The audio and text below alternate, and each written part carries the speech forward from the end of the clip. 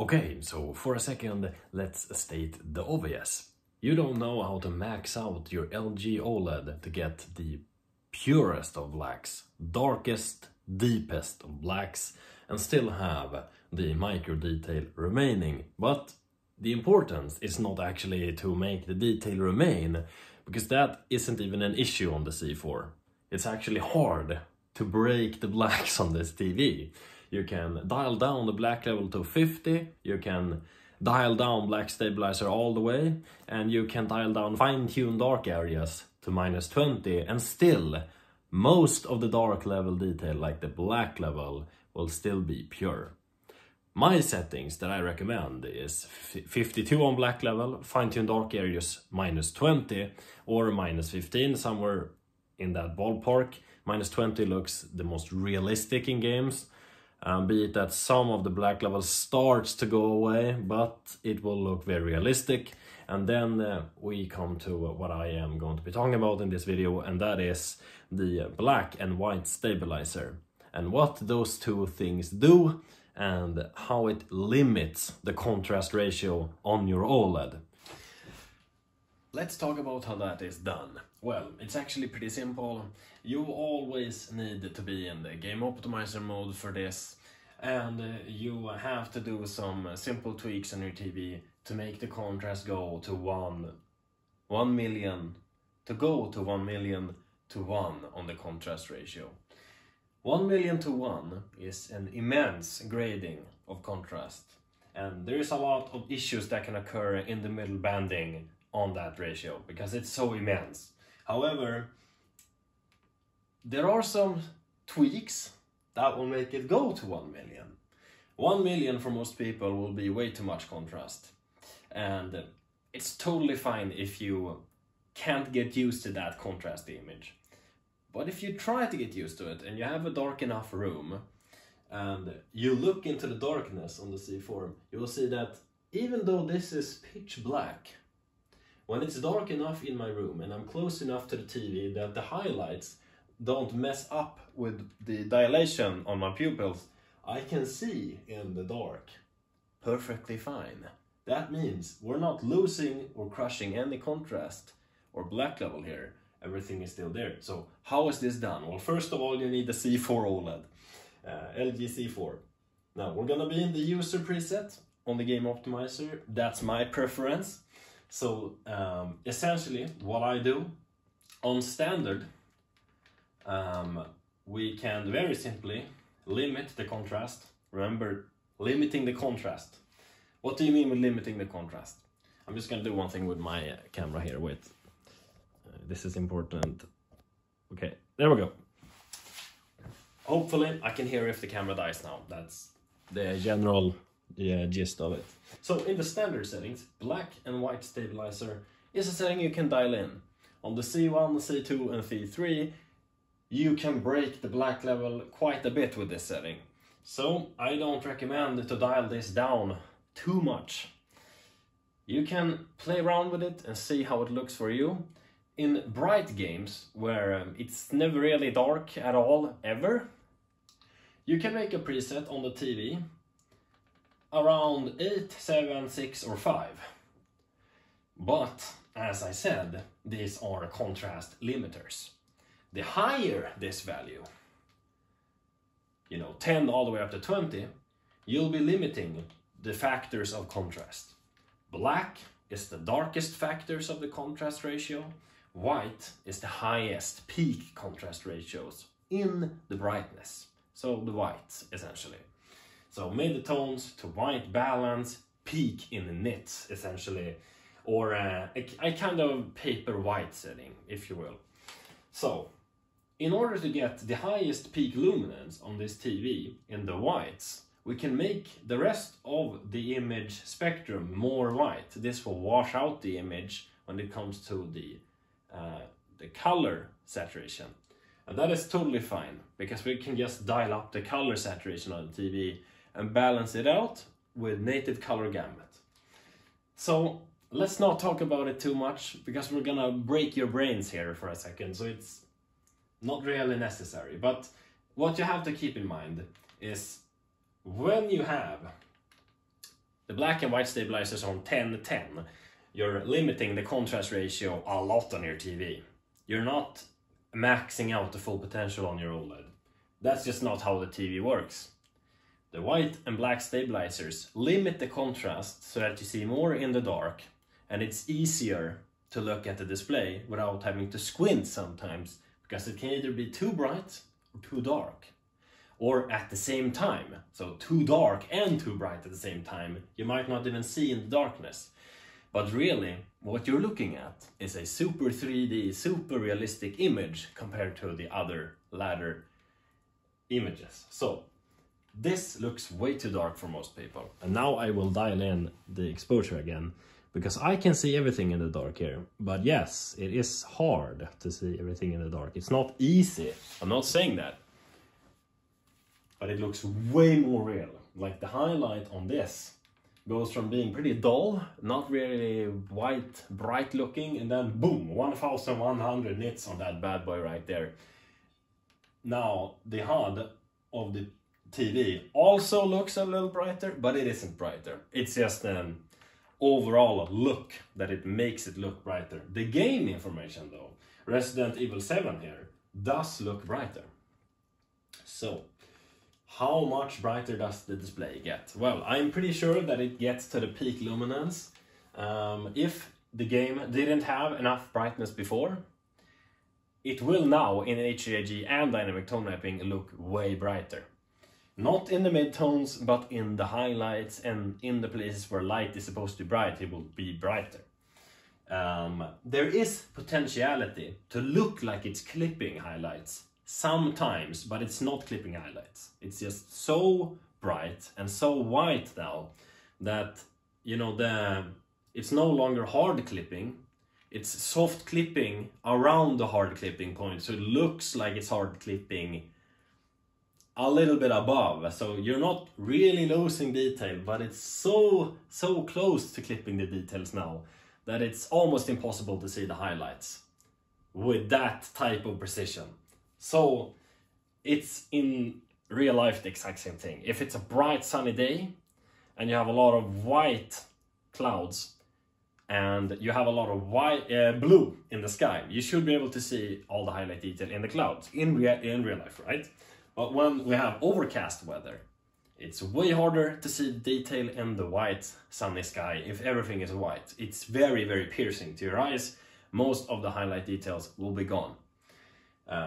Sometimes, depending on how bright the sky is, right? So, at winter, essentially, the whole sky midday is super bright white. You won't see that much in the sky. And for that, standard on this TV with 10:10 on stabilizers will limit the contrast so much that it cannot look realistic whatsoever. But user makes sure in these settings that we do black stabilizer 0:0 on white and black stabilizer. We do game contrast or the TV contrast to 100, and on game black level on my TV 52 is the perfect value. Then I do a super resolution on high. I do a game sharpness 35 all the way down to 25. There in the middle, that's where I like to sway around depending on the game, depending on the preset. Game color depth 50 all the way up to 75 is fine on this TV. You don't break any colors, you don't get any bleed, and it doesn't look highly saturated. But on the other TVs, it doesn't look as good. So I won't recommend going above 55 in the native color gamut on the other TVs. HIG is good in some games, but most games, dynamic tone mapping looks great on this TV. You know how when you put in the dynamic tone mapping, gaming tech has always said that the mid-tones become way too bright for the artistic intent and all of that. But Black Stabilizer fixes that, because it's so hard to explain this in English. But honestly, when it comes to the calibration intent of this TV, the TV will become too bright and too dark with these settings, but it's just because you're unleashing the full potential of the OLED. So the contrast will go from 1 million to 1 in contrast ratio instead of 2500 to 1 maybe. I don't know what the contrast ratio becomes when you limit it that much, but honestly, this at 10 or 20, you can see how it breaks the contrast ratio. It limits it so that you see more detail in the dark. It doesn't mean that it's more realistic and looks more like an OLED, no.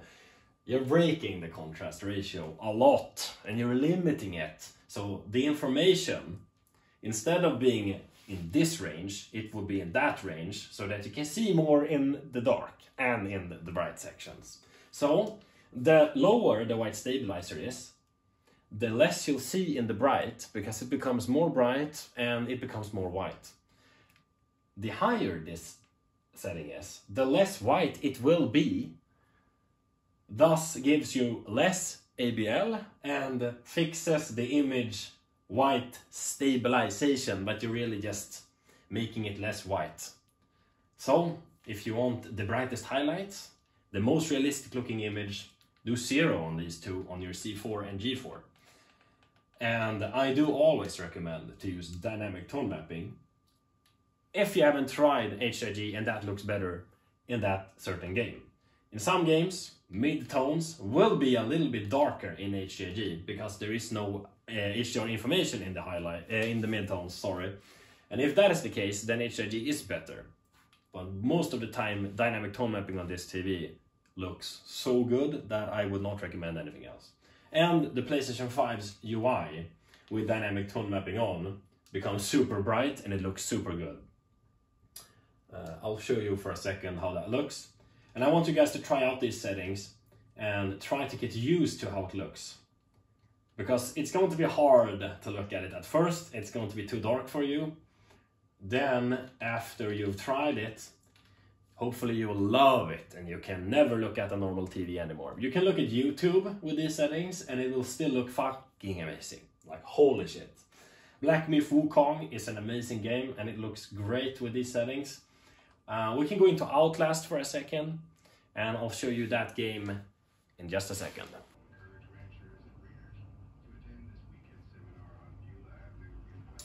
Okay, so there we go, we're cutting the audio there. So what you can see here is Outlast running with the standard setting. So we're not doing any unleashing of the contrast, we're limiting everything to see in the dark now. But these are accurate settings. Then we do this and it looks very dark.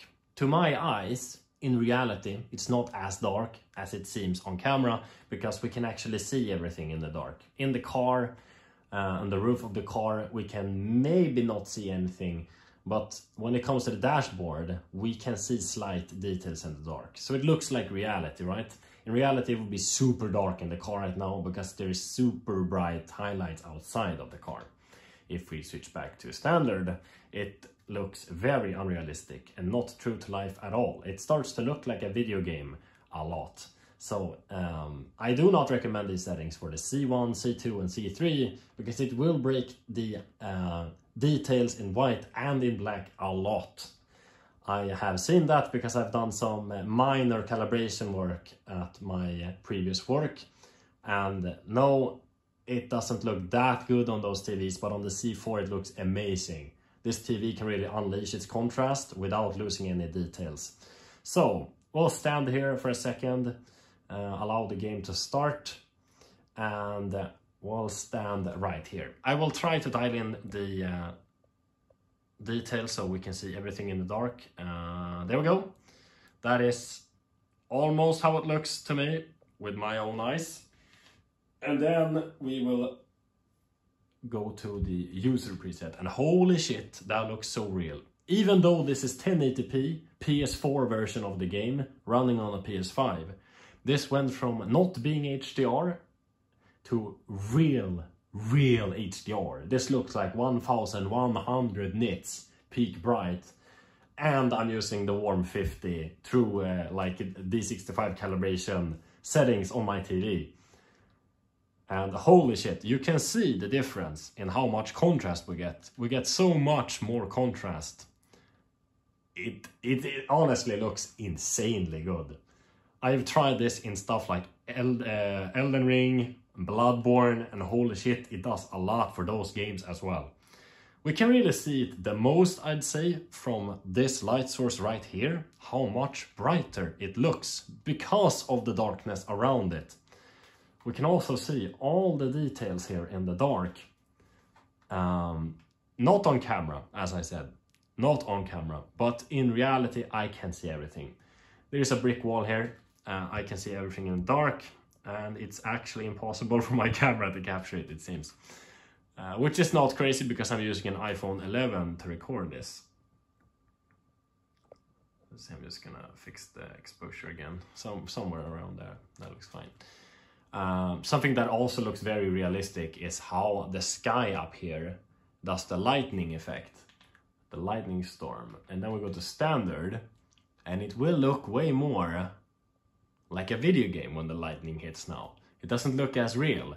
And then we go back to the user setting, and that lightning starts to pop out of the image way more individually, and it looks way brighter. So we've gained highlight luminance in the game, essentially. And this works for all games. But there is one issue, and it's very important. In some games, it will be too dark in the shadows when it's daytime. For those games, I do recommend you to make another preset. Doesn't really matter which preset that is on the TV, but make sure that fine-tune dark areas is only on -5 and the black stabilizer doesn't go below 5 for those games. But for all other games, YouTube videos, movies, black stabilizer on 0. You don't have to worry about it. Just leave it as be. Don't care about the fact that I use black stabilizer on 1 on the sports mode. It's for Plants vs Zombies Garden Warfare 2. I have different settings for different games here, and I use the presets for that.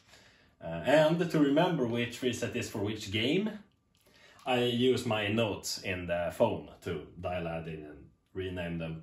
So yeah, I'm going to quickly, before we stop the video, show you Bloodborne running with these settings.